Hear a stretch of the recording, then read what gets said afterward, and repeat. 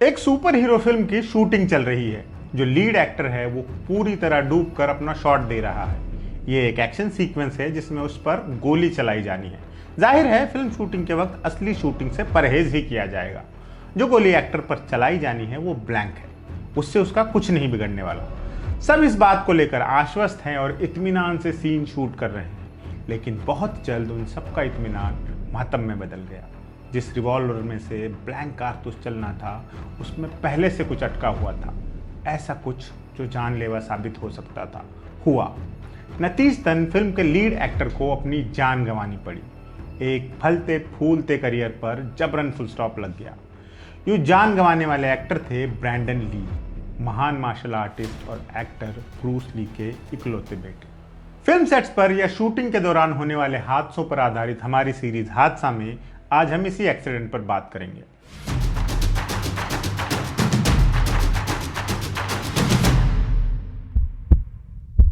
वो मनहूस तारीख थी 31 मार्च 1993। ब्रैंडन ली डायरेक्टर एलेक्स प्रोयास की फिल्म द क्रो का एक बेहद ज़रूरी सीन शूट कर रहे थे। ये शूटिंग नॉर्थ कैरोलिना के एक स्टूडियो में चल रही थी। इस सीन से जुड़ी प्राइमरी शूटिंग पहले ही हो चुकी थी।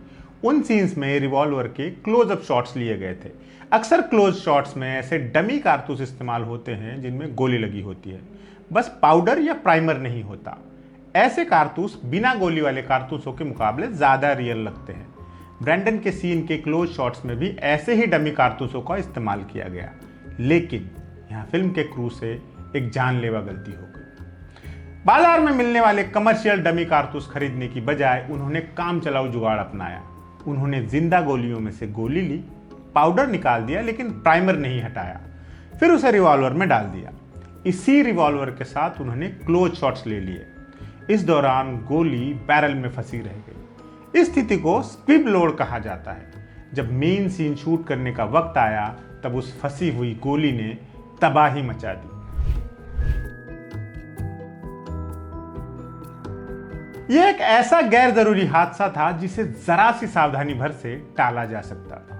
यूं तो ऐसे तमाम सीन्स की शूटिंग के वक्त एक फायर आर्म स्पेशलिस्ट सेट पर मौजूद रहता है, जिसका काम होता है शूट से पहले और बाद में तमाम गन्स को अच्छे से चेक करना।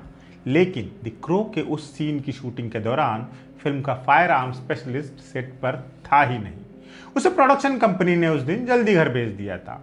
उसकी जगह एक जिम्मेदारी एक प्रॉप असिस्टेंट को सौंप दी गई, जो कि गन हैंडलिंग के प्रोटोकॉल से बिल्कुल अनजान था।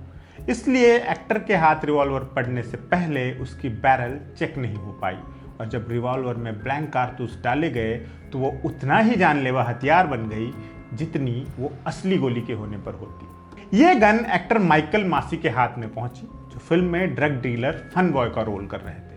उन्हें ब्रैंडन के कैरेक्टर एरिक ड्रेवन पर गोली चलानी थी। गोली खाकर ब्रैंडन को आगे की तरफ गिरना था। गन के साथ हुई हरकत से बेखबर माइकल ने गोली चला दी। ब्रैंडन पीछे की तरफ गिर गए। डायरेक्टर ने जोर से चिल्लाकर कहा, कट। टीम फिर से शॉट की तैयारी करने लगी, लेकिन ब्रैंडन नहीं उठे। सबको लगा कि या तो उन्होंने डायरेक्टर की आवाज़ नहीं सुनी है या फिर वो मजाक कर रहे हैं। लेकिन कुछ ही पलों में ये बात साफ हो गई कि कुछ असंभावित सा हो चुका था। ब्रैंडन बेहोश हो चुके थे और उनकी नब्ज तेजी से गिरने लगी थी। आनन फानन उन्हें अस्पताल ले जाया गया, लेकिन तमाम कोशिशें बेकार साबित हुई। ब्रैंडन को बचाया नहीं जा सका।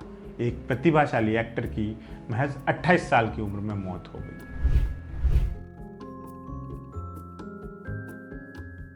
जिस दिन यह घटना हुई उससे एक दिन पहले ब्रैंडन ने अपनी मां लिंडा से फोन पर बात की थी। उन्हें यह कहा था कि वो बहुत खुश हैं, क्योंकि अगले दिन वो पिस्तौल, गोली, तमंचे वाला आखिरी सीन शूट करने वाले थे।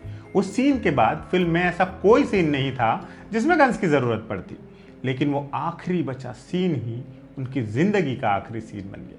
दरअसल ब्रैंडन ली अपने पिता ब्रूस ली से अलहदा पहचान बनाना चाहते थे। वो मार्शल आर्ट्स वाली या मीनिंगलेस एक्शन फिल्में नहीं करना चाहते थे। दी क्रो उन्हें मिला बड़ा ब्रेक था जिसमें वो सुपर हीरो थे। उनकी अगली फिल्म से भी मार्शल आर्ट्स का कोई कनेक्शन नहीं था। वो अपनी पहचान एक सीरियस ड्रामा एक्टर के तौर पर दर्ज करवाना चाहते थे, लेकिन एक भयानक हादसे ने तमाम इरादों पर फुल स्टॉप लगा दिया। इस हादसे को और भी दर्दनाक ये फैक्ट बनाता है कि महज 17 दिन बाद ब्रैंडन अपनी मंगेतर एलिजा हटन से शादी करने वाले थे। इस हादसे के बाद फिल्म का भविष्य खतरे में पड़ गया। हालांकि फिल्म लगभग तैयार हो चुकी थी, महज हफ्ते 10 दिन की शूटिंग बाकी थी। ब्रैंडन की मां और मंगेतर इस बात को समझते थे कि ये फिल्म ब्रैंडन का सपना थी, वो इसे जरूर पूरी करना चाहते। उन्होंने फिल्म कंप्लीट करने का अनुरोध किया। चैड स्टेहेल्स्की नाम के जिस शख्स ने ब्रैंडन ली के स्टंट डबल के तौर पर बचे हुए सीन शूट किए, वो आगे चलकर बेहद कामयाब डायरेक्टर बना। मशहूर जॉन विक सीरीज की सभी फिल्में उन्होंने ही डायरेक्ट की है। जब फिल्म रिलीज हुई उसने बॉक्स ऑफिस पर तहलका मचा दिया। सिर्फ अमेरिका भर में $50 मिलियन से ज़्यादा कमाई की। तमाम आलोचकों ने भी फिल्म की और ख़ासतौर से ब्रैंडन ली की तारीफ की, लेकिन इन तारीफों का हकदार उन्हें रिसीव करने के लिए दुनिया में नहीं था। एक छोटी सी गलती ने एक टैलेंटेड आर्टिस्ट की लाइफलाइन को शॉर्ट कर दिया था। आज के एपिसोड में इतना ही। अगले एपिसोड में किसी और घटना पर बात करेंगे। तब तक के लिए आप देखते रहिए एम बोले तो।